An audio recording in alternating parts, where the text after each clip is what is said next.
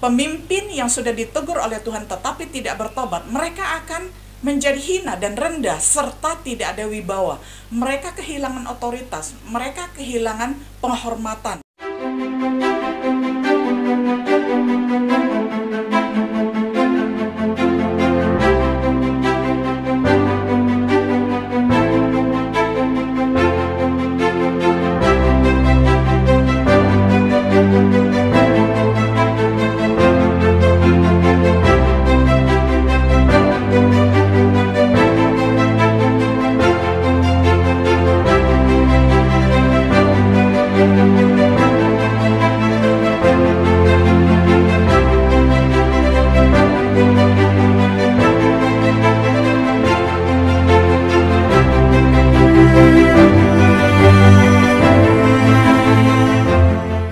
Shalom sahabat setia yang dikasihi oleh Tuhan. Jumpa lagi di dalam acara Renungan Sahabat Setia. Pada hari ini kita akan membahas satu tema, berkat menjadi kutuk. Kita akan membaca firman Tuhan dari Maleakhi 2 ayat 1 hingga ayat ke-9. Saya bacakan untuk kita semuanya. Maka sekarang kepada kamulah tertuju perintah ini, hai para imam. Jika kamu tidak mendengarkan dan jika kamu tidak memberi perhatian untuk menghormati namaku, firman Tuhan semesta alam, maka aku akan mengirimkan kutuk ke antaramu dan akan membuat berkat-berkatmu menjadi kutuk. Dan aku telah membuatnya menjadi kutuk, sebab kamu ini tidak memperhatikan. Sesungguhnya aku akan mematahkan lenganmu dan akan melemparkan kotoran ke mukamu, yakni kotoran korban dari hari-hari rayamu, dan orang akan menyeret kamu ke kotoran itu. Maka kamu akan sadar bahwa kukirimkan perintah ini kepadamu, supaya perjanjianku dengan Lewi tetap dipegang, firman Tuhan semesta alam. Perjanjianku dengan dia pada satu pihak ialah kehidupan dan sejahtera, dan itu kuberikan kepadanya. Dan pada pihak lain ketakutan, dan ia akan takut kepadaku dan gentar terhadap namaku. Pengajaran yang benar ada dalam mulutnya, dan kecurangan tidak terdapat pada bibirnya. Dalam damai sejahtera dan kejujuran ia mengikuti aku, dan banyak orang dibuatnya berbalik daripada kesalahan. Sebab bibir seorang imam memelihara pengetahuan, dan orang mencari pengajaran dari mulutnya, sebab dialah utusan Tuhan semesta alam. Tetapi kamu ini menyimpang dari jalan. Kamu membuat banyak orang tergelincir dengan pengajaranmu. Kamu merusakkan perjanjian dengan Lewi, firman Tuhan semesta alam. Maka aku pun akan membuat kamu hina dan rendah bagi seluruh umat ini. Oleh karena kamu tidak mengikuti jalan yang kutunjukkan, tetapi memandang bulu dalam pengajaranmu. Sahabat setia yang dikasihi oleh Tuhan, kita perhatikan bahwa di dalam Alkitab ada dua sisi kebenaran yang tidak bisa ditawar-tawar, yaitu kebenaran yang menyatakan bahwa berkat bisa menjadi kutuk, demikian pula sebaliknya, kutuk bisa berubah menjadi berkat. Pernyataan kebenaran firman Tuhan tersebut hendaklah membuat setiap orang percaya untuk mengerti dan menyadari tentang tugas dan tanggung jawabnya yang tidak ringan di dalam menata hidup ini, dengan segala berkat-berkat yang dipercayakan kepadanya. Di dalam terang kitab Maleakhi 2 ayat 1-9 yang telah kita baca, kita akan melihat salah satu kebenaran itu ialah berkat berubah menjadi kutuk, ada di dalam ayat 2b. Para imam dengan segala pengikutnya tidak lagi hidup benar di hadapan Allah, dan itu nampak melalui sikap dan tindakan mereka terhadap firman Tuhan dan berkat-berkat yang dipercayakan kepada mereka.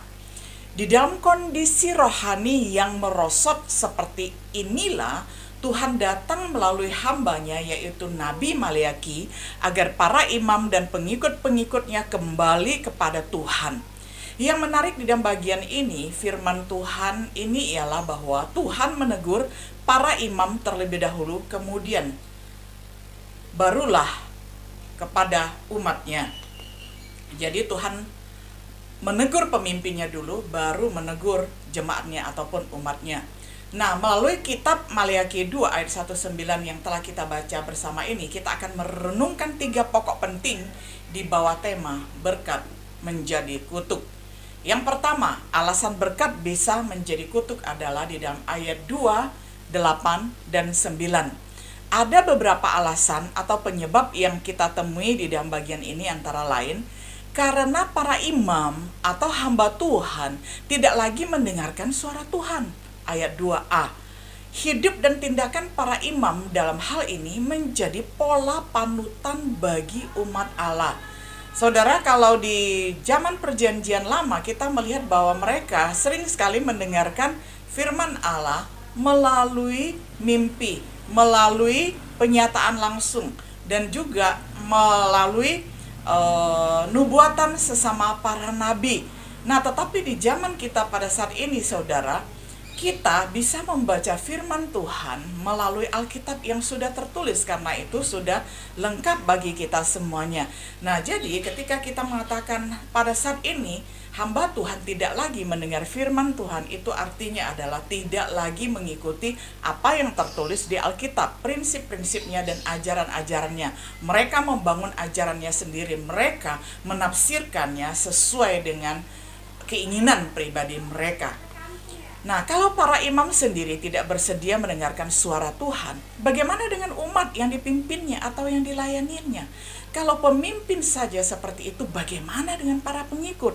Nah, makanya hukuman disiplin yang Tuhan Allah jatuhkan kepada pemimpin yang menyimpang biasanya jauh lebih besar, jauh lebih berat daripada kepada umatnya.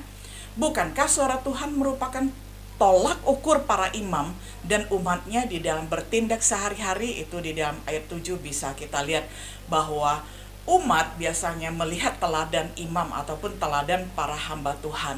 Nah, kalau imam sendiri sudah menyimpang dari kebenaran firman Tuhan, bayangkan betapa sesatnya umat. Hal yang kedua adalah karena imam tidak menghormati Tuhan di ayat 2b. Para imam di dalam hal ini tidak lagi memberi tempat dan perhatian serius terhadap apa yang Tuhan perintahkan kepada mereka. Hal itu tidak saja nampak melalui kata-kata mereka, tetapi terlebih dari itu, sikap hati mereka yang sudah menjauh dari Allah. Mereka sudah menggeser kedudukan Tuhan dari proporsi yang sebenarnya. Jadi yang menggantikan Tuhan itu biasanya adalah idealnya sendiri, diri sendiri dikultus oleh umat yang besar, sehingga dialah yang paling benar. Saudara, kalau posisi pemimpin seperti itu biasanya hati-hati, saudara, karena kalau kita tidak melekat erat kepada Tuhan, bisa-bisa kita menjadi ilah, bisa-bisa kita menjadi berhala bagi umat yang kita pimpin. Dan kemudian kalau pemimpin tidak sadar dan senang dengan kultus individu tersebut, maka lama-lama pemimpin agama bisa menggantikan Tuhan dalam tanda kutip. Nah, hal seperti ini, saudara, sudah menggeser posisi Tuhan pada proporsi yang sebenarnya. Yang ketiga, karena mereka telah menyimpang dari konsep pengajaran yang benar, ada di dalam ayat yang ke-8. Kalau konsep pengajaran yang sudah benar sudah mulai bergeser, maka lambat laun hal itu akan meruntuhkan bagian-bagian lain dari hidup orang percaya, termasuk pengabdiannya terhadap Tuhan. Belakangan ini kita melihat ada begitu banyak yang mengaku hamba Tuhan, tetapi sudah tidak percaya kepada Allah yang esa, namun mempunyai 3 pribadi atau Tritunggal Trinitas. Nah, sudah begitu banyak perdebatan yang terjadi. Sering sekali, saudara, ketika mereka baru bergabung dan satu organisasi gereja, mereka taat kepada kredo-kredonya. Tetapi ketika sudah mulai tenar, ketika sudah mulai banyak pengikutnya, puluhan ribu, bahkan jutaan umat, saudara, maka mulailah terjadi pergeseran-pergeseran. Kredo-kredo diganti dan tidak lagi mengakui Allah Tritunggal. Hati-hati, saudara. Kita diingatkan oleh firman Tuhan bahwa berkat bisa menjadi kutuk. Lalu yang berikutnya adalah mereka tidak dapat disangkal bahwa sebagai akibatnya menyeret orang-orang yang dilayani ke dalam dosa. Bayangkan kalau satu pemimpin besar menyeret ribuan bahkan jutaan umat, betapa besarnya dosa yang harus ditanggung oleh pemimpin itu, saudara. Makanya berkat bisa menjadi kutuk. Ini peringatan bagi kita semuanya. Hal yang keempat, karena tidak mengikuti jalan yang Tuhan inginkan. Ada di dalam ayat 9b. Mereka tidak lagi mengandalkan Tuhan, tetapi lebih mengandalkan kekuatan, kemampuan, serta pengalamannya sendiri. Apalagi kalau merasa cerdas, bisa menciptakan teori, bisa menciptakan konsep-konsep, sudah tidak mengakui lagi kredo-kredo karena merasa itu ketinggalan zaman, udah nggak up to date lagi untuk generasi sekarang ini. Hati-hati saudara. Apa kata firman Tuhan terhadap orang yang mengandalkan kekuatannya sendiri? Yeremia 17 ayat 55. Beginilah firman Tuhan, terkutuklah orang yang mengandalkan manusia, yang mengandalkan kekuatannya sendiri, dan yang hatinya menjauh daripada Tuhan. Yang kelima, karena mereka menerapkan firman Tuhan hanya pada sisi-sisi tertentu saja. Ayat yang ke-9. Kecenderungan ini mengancam orang percaya yang hanya menyukai bagian-bagian tertentu dari firman Tuhan, sementara mengabaikan sisi kebenaran firman Tuhan lainnya. Jadi Alkitab ini, saudara, bagian yang tidak disukai itu dicoret atau dikoyak, begitu ya. Jadi tidak semua firman Tuhan itu mau dikhotbahkan ataupun mau diajarkan. Yang menyinggung tentang dosanya disimpan, tidak mau dikhotbahkan. Nah, itu namanya memilah-milih ya. Jadi mengabaikan sebagian dan mengajarkan yang sebagian ya, tidak mengajarkan semuanya. Nah, sikap yang benar adalah berusaha untuk memahami kebenaran firman Tuhan secara menyeluruh dan tidak dengan ekstrim ataupun titik berat sebelah. Seharusnya memang kita tidak ekstrim, saudara. Dari Kejadian sampai Wahyu seharusnya kita ajarkan semuanya. Jadi tidak hanya mengajarkan tentang berkat saja, tentang kemakmuran saja, tetapi kita juga mengajarkan konsekuensi mengikut Yesus adalah memikul salib. Bagaimana kesetiaan, ketekunan, dan bagaimana berkat yang terbesar itu tidak melulu hanya kelihatan di materi ataupun di kesehatan, tetapi berkat keselamatan itu sendiri. Jadi pengajaran itu mesti proporsional ya, jangan berat sebelah saja.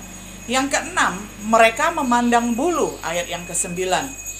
Mereka hanya memilih serta tertarik kepada orang-orang tertentu saja dan mengabaikan yang lainnya. Jadi di dalam pelayanan pun mereka memandang bulu.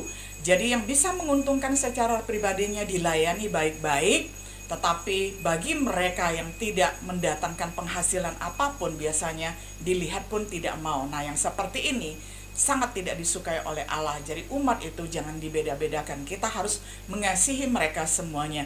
Baik mereka yang kaya maupun mereka yang miskin. Semuanya harus dilayani sama baiknya. Tetapi kenyataannya di lapangan kan berbicara sangat-sangat transparan ya. Kita dapat melihat banyak yang memandang muka ataupun banyak yang memandang bulu ya. Dan itu tidak dikehendaki oleh Tuhan. Nah saudara, hal yang kedua, wujud berkat yang bisa berubah menjadi kutuk, ini mengerikan sekali. Ayat yang ketiga, Tuhan mengatakan bahwa mereka yang sudah menyimpang, lengan mereka akan dipatahkan ya. Nah, kalau lengan dipatahkan, saudara, ini adalah penghukuman secara fisik. Penghukuman fisik ini menyebabkan biasanya seluruh kesakitan ya. Psikosomatis bisa menyebabkan mental sakit, rohani juga sakit, dan biasanya itu adalah pukulan untuk kesadaran. Karena apa? Karena nyawanya masih disayangkan, Tuhan belum mencabut nyawanya, jadi masih berupa pukulan yang belum seberapa berat ya, masih lengan yang dipatahkan ya saudara. Lalu yang berikutnya adalah dilempari dengan kotoran binatang. Nah ini sudah mulai berat sekali saudara. Biasanya orang lebih memilih lengan dipatahkan daripada dilempari dengan kotoran binatang. Itu ada di ayat yang ketiga. Bukan karena baunya atau karena ada virus dan bakterinya, tetapi karena itu adalah penghinaan yang luar biasa, saudara. Lalu yang ketiga, diseret ke kotoran binatang. Wah, ini lebih lagi ya. Jadi semakin lama semakin meningkat ya hukumannya ya. Kalau tadi cuma dilempari kotoran, sekarang yang ketiga adalah diseret ke kotoran ya, ke kandang binatang ya, sehingga bisa dibayangkan seluruh tubuh berlumuran dengan kotoran yang bukan saja menjijikkan tetapi penuh dengan virus, penyakit, bakteri yang ya bisa mencelakakan hidup ya. Dan yang sangat parah yang keempat adalah menjadi hina dan rendah serta tidak ada wibawa, ayat yang ketiga. Nah saudara, pemimpin yang sudah ditegur oleh Tuhan tetapi tidak bertobat, mereka akan menjadi hina dan rendah serta tidak ada wibawa. Mereka kehilangan otoritas, mereka kehilangan penghormatan.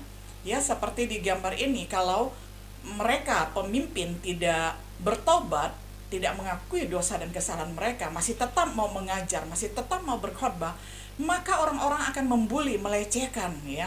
Mereka akan sangat menghina para hamba Tuhan yang masih terus mau mengajar dan tidak mengambil waktu untuk bertobat di hadapan Tuhan, sampai kepada wibawa mereka dikembalikan. Nah, ini adalah hukuman yang sangat berat ketika seorang pemimpin, seorang hamba Tuhan, seorang imam, kalau sudah tidak ada wibawa masih tetap mau menggebu-gebu berkhotbah, itu akan sangat hina sekali, saudara. Nah, itulah berkat menjadi kutuk mengerikan sekali, saudara. Lalu yang ketiga, apakah ada jalan keluarnya? Ternyata ada. Jalan keluar agar berkat Tuhan tetap menjadi berkat, bukan menjadi kutuk, ada di dalam ayat 4-9. Yang pertama, jalan keluarnya adalah agar berkat kembali menjadi berkat, bukan menjadi kutuk, adalah yang pertama, bertobat dan tinggalkan cara hidup yang lama dan datang kembali kepada Tuhan, di ayat yang keempat. Biasanya para pemimpin selalu berkhotbah dan menyarankan kepada umat agar mereka yang berdosa kembali. Nah, kalau seorang pemimpin jatuh, juga mesti bertobat dan kembali kepada Tuhan. Prinsip kembali kepada Tuhan ini senantiasa relevan bagi setiap orang percaya yang menyadari dirinya sudah gagal dan jatuh ke dalam dosa, tidak peduli sebesar apapun pemimpin itu. Yang kedua, hidup takut akan Tuhan dan menghormati Dia, ayat yang kelima. Jadi hidup takutlah akan Tuhan itu adalah prinsip, itu adalah perintah yang berlaku selama-lamanya, bukan berlaku sementara. Kita hidup takut, hormat, respect akan Tuhan, mengasihi Tuhan. Itu adalah cara memperkenankan Tuhan. Jadi bukan hanya sesekali saja di dunia ini, tetapi berlaku seumur hidup. Sampai kita di surga, kita tetap menghormati dan menghargai Tuhan. Lalu yang ketiga, hidup jujur dan tidak putar balikan fakta, itu ayat yang ke-6.